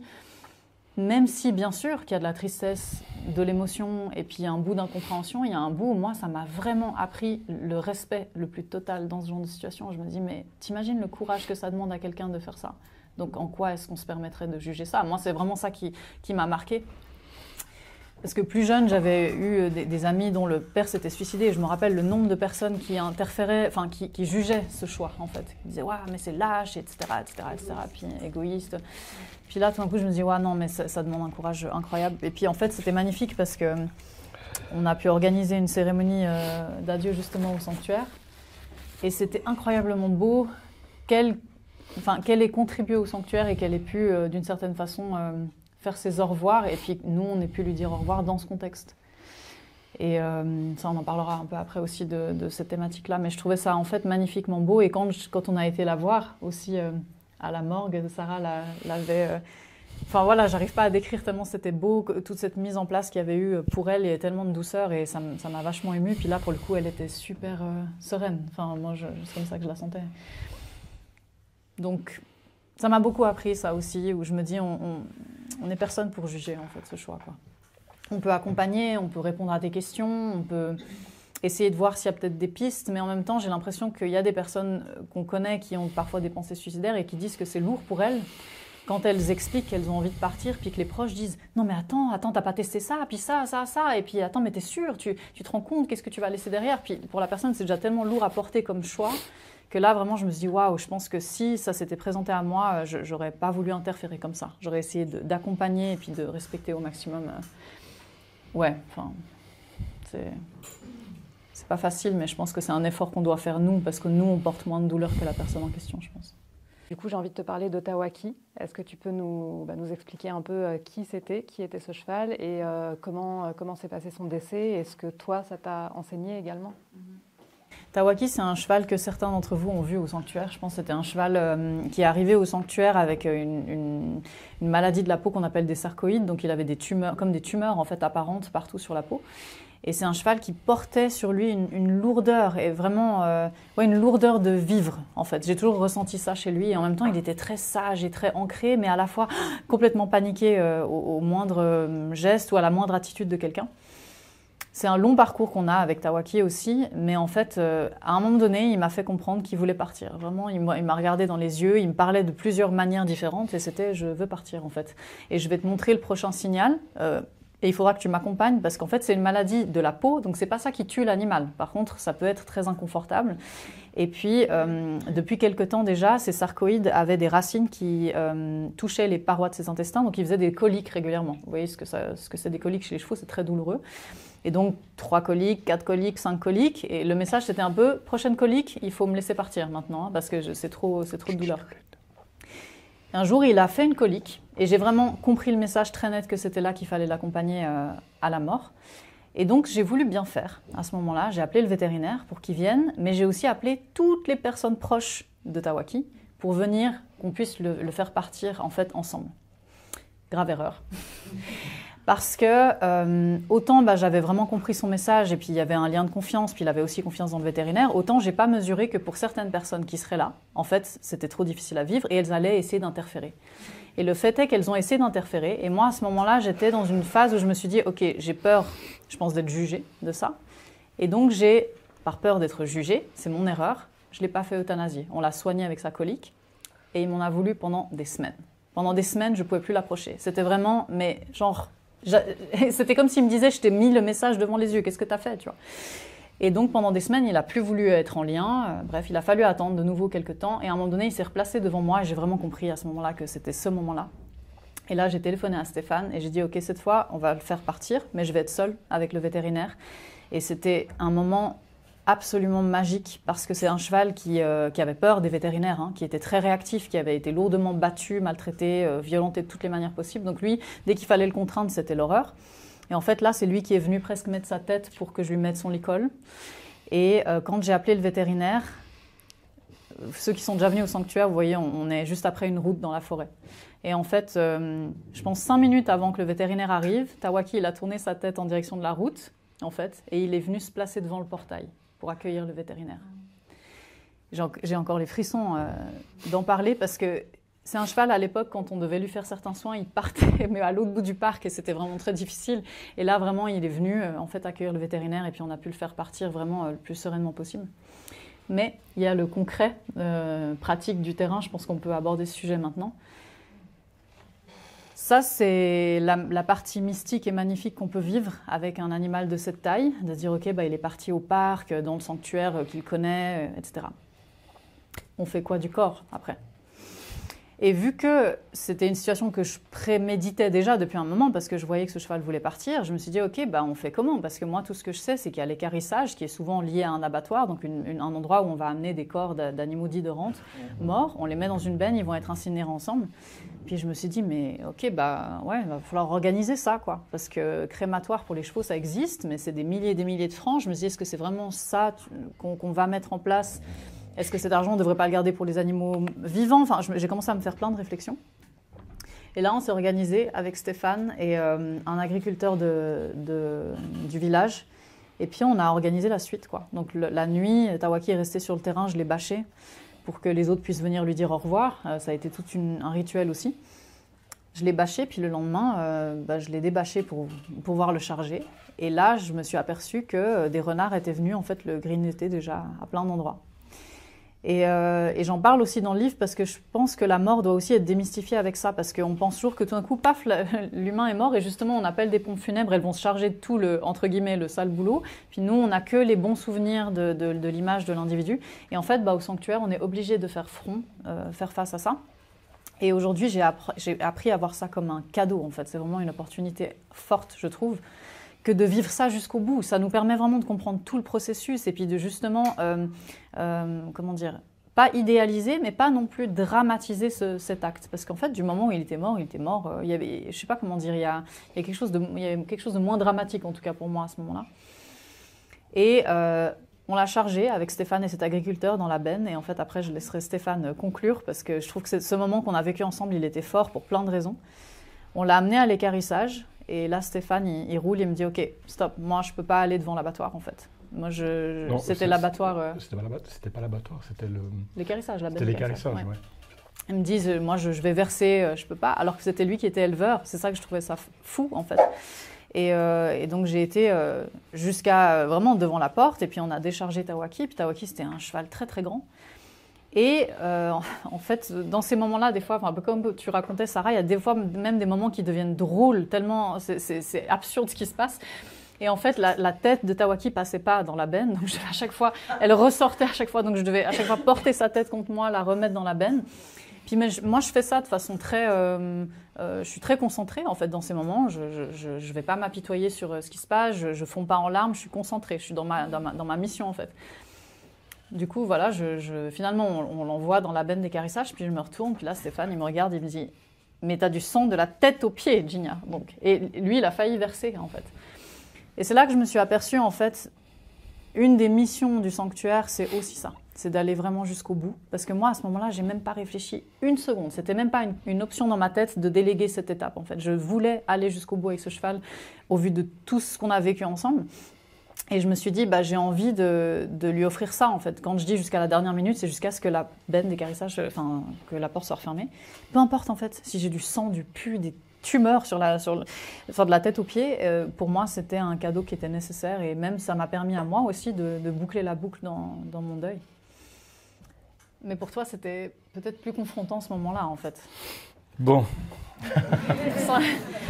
En lien, c'est normal. Hein. Bon, c'est clair. Après, ce qu'il faut savoir, c'est qu'à l'équarrissage, c'est pas forcément l'endroit qui sent le meilleur. Non. Et puis, ouais, je suis assez sensible à ces trucs-là. Je vais un peu rebondir là-dessus, parce qu'il y a pas mal de choses qui ont été dites. Là, vous parlez du domaine humain. Moi, je vais vous parler un petit peu aussi du domaine animal, où, dans tout élevage, si on veut manger de la viande, ça passe par l'abattage. Hein. C'est chaud tout ça. Hein. Et puis, nous, on a monté cette petite ferme dans l'idée vraiment d'être autonome, de pouvoir avoir sa propre marchandise. Et puis de se dire, c'est tip top, hein, tu t'élèves tes bêtes, tu les tues, tu les manges, c'est fantastique. Ouais, c'est fantastique. Sauf qu'à un moment donné, tu as ce regard des animaux que tu croises. Moins tu en as, plus tu t'attaches. Nous, on n'en avait pas beaucoup. Puis il y a toujours cette théorie qui dit, plus tu les aimes, plus tu as de la meilleure viande. Ça, c'est ce qu'on dit. Hein. T'es d'accord avec moi? Alors nous, on leur a donné beaucoup d'amour, mais au final, on les cartouchait quand même. Hein. Alors, pourquoi tous ces endroits, pour moi, c'était pas vraiment les meilleurs endroits. Mais, je dis toujours, on était confrontés à plusieurs types de morts par rapport à nos animaux, mais on avait cette chance. J'explique pourquoi chance. On tuait dans un petit abattoir à baies, et heureusement, on pouvait arriver avec notre bête et puis on pouvait la tuer tout de suite. Donc il n'y avait pas de chargement, il n'y avait pas de longue attente, il n'y avait pas de stress au début. Et puis nous,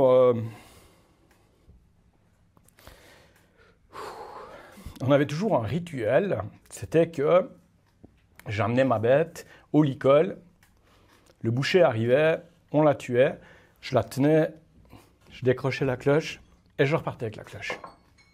Voilà, ça c'était mon rituel, c'était dans le but de dire que je l'accompagnais jusqu'au bout. Alors ça a été bien quelques fois, mais quand même une fois ou deux où ça ne s'est pas passé tout à fait comme ça. Où dans un petit abattoir, malheureusement un jour il y avait plusieurs bêtes avant nous et puis il y avait du retard. Et puis il n'y avait qu'un boucher. Hein. Donc, ça veut dire qu'on a pris, je pense, une bonne heure et demie de retard. Donc, il faut savoir que quand on arrive, il y a un vétérinaire qui vient contrôler l'état de l'animal pour qu'il soit conforme et qu'il soit consommable. Et puis, moi, avec mon taurillon, j'attendais, puis je le caressais, puis on discutait, enfin bref. Puis, ça montait, la pression montait autant l'un pour l'autre. Hein. Alors, il n'y avait pas grand-chose à faire. Hein. Il y avait juste à amener la bête ailleurs, tu recules, puis on arrivait devant la porte. Quoi. Puis au moment qu'il me dit, écoute, c'est bon, c'est ton tour, je pense qu'autant lui que moi, enfin, je parle de l'animal et moi, on a vraiment stressé, et puis il s'est cabré. Mais ça veut dire qu'il faisait, je pense bien, 800 kilos, quoi. Alors que toi, tu fais 80 kilos. Si tu ne le tiens pas juste, tu voles. Puis là, il n'y avait pas deux options. C'était... j'ai vraiment dû, c'est un terme, on dit casser le cou, mais c'est pas vraiment ça. Mais si on veut, pour empêcher qu'il prenne l'élan pour s'en aller, ben, on doit le tirer le maximum en bas pour qu'il ne puisse pas prendre cet élan-là, quoi. Et là, on s'est regardé, le boucher et moi, et j'ai juste eu le temps de m'accrocher à lui. Je suis tombé de toutes mes forces, et lui, il est arrivé, et boum, il l'a tiré à 1 mètre de la bétaillère. Sinon, je pense qu'il partait dans la ville, et puis on n'était pas bien, quoi.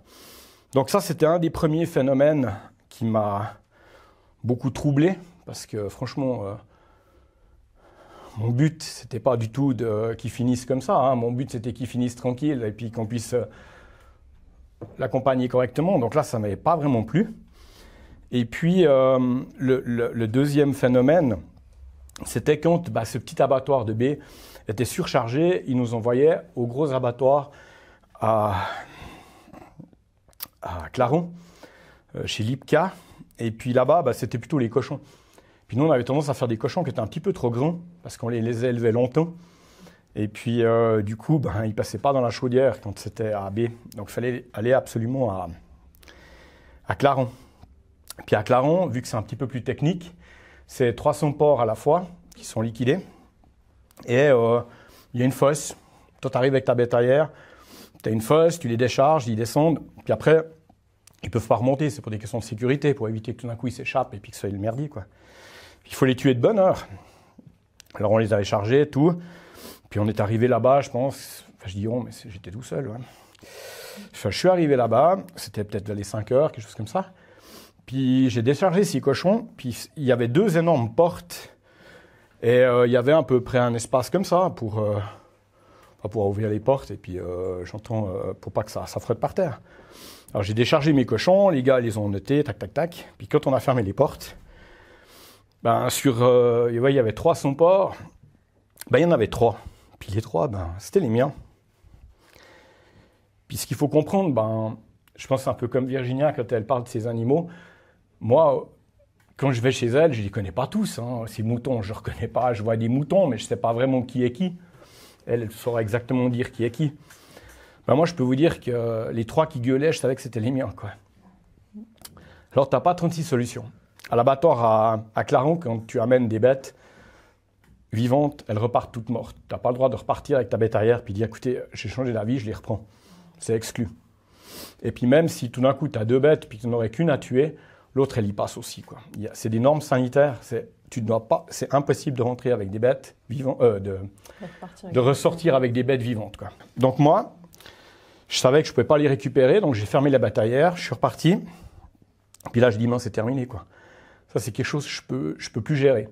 Je peux plus gérer parce que, déjà, c'est moi qui ai programmé sa mort. Hein. C'est pas lui qui a choisi, hein, c'est moi qui ai choisi. Et puis, dans cette manière-là, pour moi, c'était tout sauf ce que j'avais envie. Hein.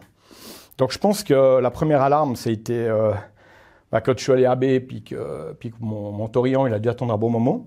Puis la deuxième, c'était vraiment l'histoire des cochons qui prouvait que j'étais plus vraiment fait pour ça.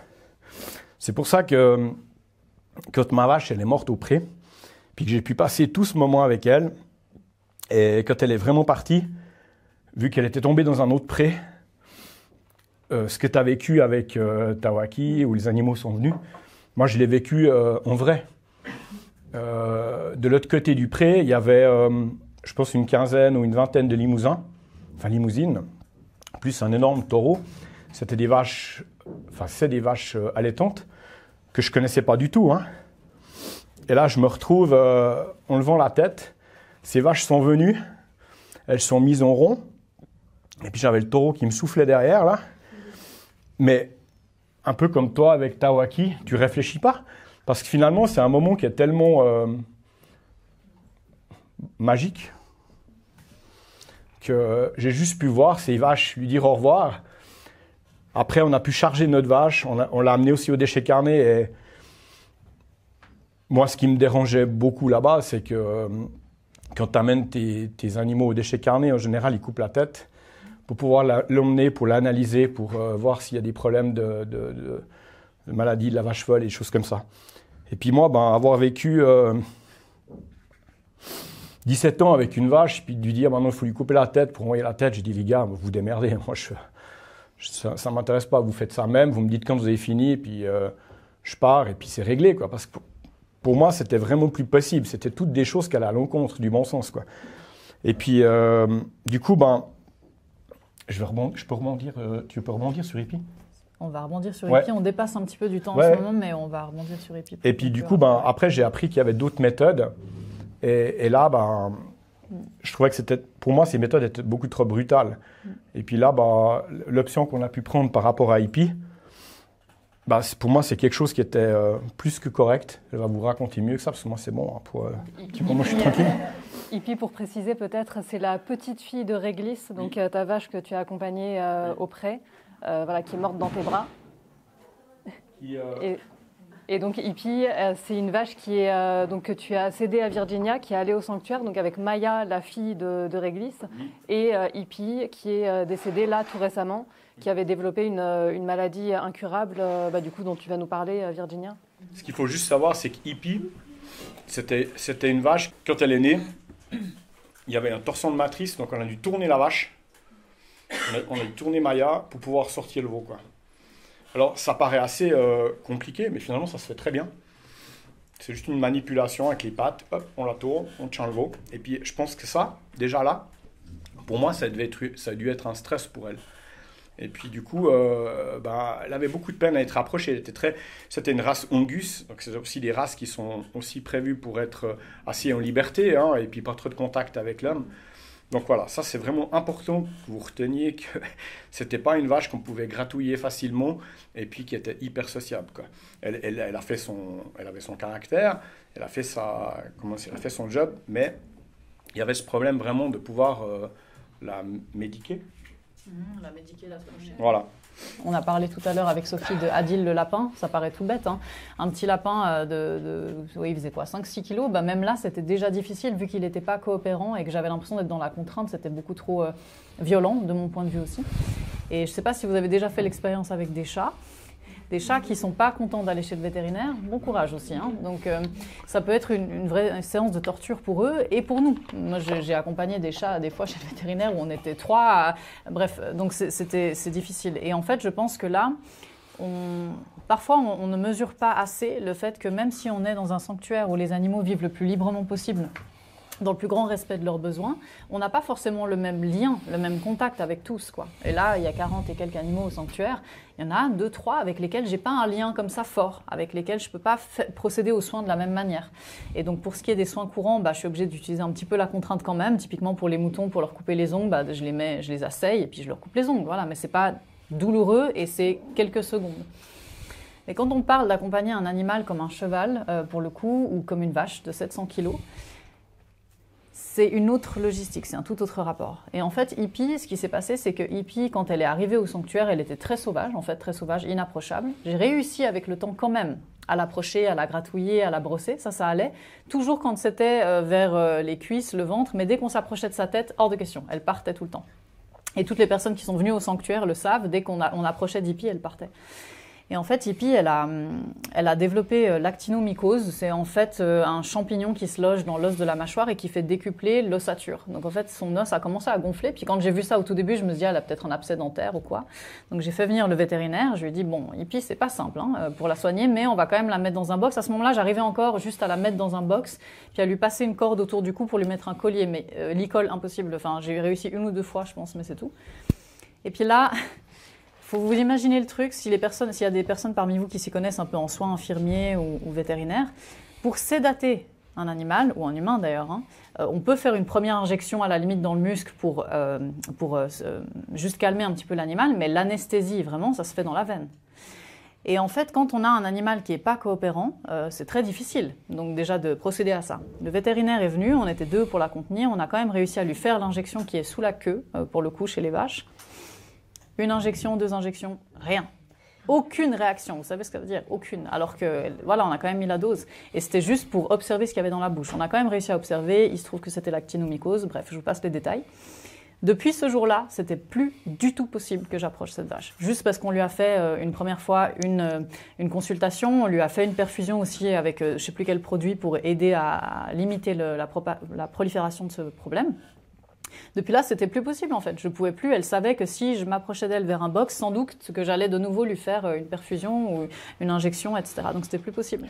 Et là, j'ai dès les premiers instants dit au vétérinaire, bon bah ça va être compliqué. Hein. Si on peut pas la soigner, comment est-ce qu'on va faire? Et en fait, sa maladie s'est propagée, mais en fait assez tardivement. Donc elle a vécu presque une année comme ça sans problème. Et tout d'un coup, ça a vraiment décuplé. Et sur les dernières vidéos, on voit qu'elle arrive quasi plus à ouvrir la bouche en fait parce que son os est trop conséquent. Puis là, j'en parlais souvent avec Stéphane, je disais, bon, ça me perturbe parce que je ne peux pas la laisser mourir comme ça. Là, je vais être accusée de maltraitance, il y aura des raisons, parce que je ne peux pas la laisser agoniser, en fait, comme ça. Mais comment je fais pour l'euthanasier? Ce n'est pas possible. Donc, j'ai discuté avec le vétérinaire et avec le service vétérinaire cantonal aussi. J'ai pensé à l'idée de la flécher. Vous savez, des fois, on entend qu'à distance, on peut flécher un animal. Puis le vétérinaire, il dit, oui, ben, ça va, tu peux flécher un chevreuil dans la forêt parce qu'il a plein de muscles et puis il n'a pas de graisse. Ça va, tu peux viser le muscle et puis l'animal peut-être s'endort. Mais un animal de 700 kg de gras, la flèche, tu oublies. Si déjà dans la veine, ça ne sert à rien, laisse tomber la flèche, quoi. Et donc, le risque avec le fléchage, ça aurait été de la stresser triplement et pour aucun résultat. Parce qu'on aurait loupé 1 fois, 2 fois, 3 fois et ça aurait été une catastrophe. Puis là, en fait, c'est pour ça que je dis que l'univers quand même fait bien les choses. Sa maladie a commencé à vraiment prendre la place. Je me dis, bon là, il va falloir vraiment que je me décide. Et je me dis, mais comment je fais? Je fais appel à un chasseur. Qu'est-ce que je fais en fait? Concrètement, le vétérinaire et moi, on ne voyait pas d'option.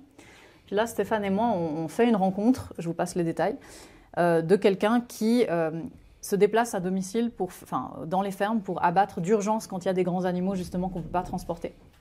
Et c'est là qu'on a fait la rencontre de Sébastien Delay, qui aurait dû être là, mais il n'a pas pu se libérer. Et donc, on a organisé ça. On a organisé le fait que lui, il vienne avec tout le matériel, la bétaillère adaptée, etc., etc., etc. Et donc, lui et un de ses collègues sont venus. Et là, c'est important quand même que je contextualise. Hippie, donc impossible de la mettre dans un box. Et moi, je ne voulais pas qu'elle parte dans un box contrainte parce que je ne voulais pas qu'elle souffre de stress. J'ai dit, tu sais quoi, je vais ouvrir le parc. Je vais ouvrir le grand parc, un grand parc. Puis on verra bien où elle se met. Puis nous, on va s'adapter, quoi. Le parc, il fait, je sais pas, 3000 m², celui-là. Toutes les vaches étaient dispersées. Hippie, elle a regardé comme ça en notre direction. Elle s'est placée devant le tireur, à 3 mètres. Mais un truc de fou. Les 5, on a encore la chair de poule. On était 5 personnes à avoir vécu la même chose. Elle s'est placée là et elle a tourné sa tête exactement dans la bonne direction. Et le tireur l'a tiré une balle derrière l'oreille et elle est tombée nette. Ça a duré 1 seconde, elle n'a rien vu venir, elle n'a rien senti, elle n'a eu aucun soubresaut de quoi que ce soit. Tous les autres animaux sont venus, les autres bovins sont venus lui dire au revoir. Nous, on a été aussi. Et puis sur tous les autres bovins, en fait, il y en a juste un, Yasus, qui était un peu comme un frère de cœur, qui était très très en panique. Donc lui, il a commencé à tourner dans tous les sens autour d'elle. C'était dur à vivre pour lui, mais ça a duré 10 minutes. Et en fait, là, ce qui était incroyable, c'est qu'on était les 5 d'horizons complètement différents, et je trouve que c'est une bonne conclusion. Stéphane et Valérie, anciens éleveurs, moi, voilà, antispéciste militante, un chasseur et un transporteur de bétail. On a vécu la même scène, tous avec la même intensité. Et ça s'est fait dans une sérénité. En fait, je me suis dit à ce moment-là, ok, l'euthanasie, oui, ça aurait été, dogmatiquement parlant, peut-être mieux, mais en fait, dans son cas de figure, ça aurait été une torture pour elle et pour nous. Et alors que là, elle était au parc, avec les autres, dans un environnement qu'elle connaissait bien, et puis elle est tombée nette. Et j'ai trouvé que c'était un enseignement fort, en fait, parce que, voilà, c'est venu chambouler beaucoup de nos croyances. Hein. J'ai quand même dû faire appel à un chasseur, vous voyez, à un chasseur et à quelqu'un qui transporte du bétail aussi pour l'abattoir. Mais en fait, dans ce moment-là, ce moment T, c'était juste magique ce qui s'est passé, en fait, tellement c'était beau. Il y a le coup de feu qui est surprenant, mais tout le reste autour, c'était incroyablement beau. Et pour l'avoir vécu vraiment à différents degrés, on peut vraiment le confirmer que c'était la meilleure option, en fait, vraiment. Et sans se concerter, les 5, on a vécu cette scène. Puis plus tard dans la journée, on s'est appelés mutuellement. Puis on s'est dit, t'as remarqué aussi, toi, qu'elle s'est mise devant à 3 mètres? Parce qu'on ne se l'est pas dit sur le moment. Puis en fait, on a vécu tous la même chose. Et donc, voilà, c'était grâce à cette situation qu'on a aussi voulu organiser l'événement d'aujourd'hui. Parce que c'est une situation dont j'ai voulu parler sur les réseaux sociaux. Parce que pour les personnes qui me connaissent, j'ai un besoin existentiel de transparence, c'est fondamental pour moi.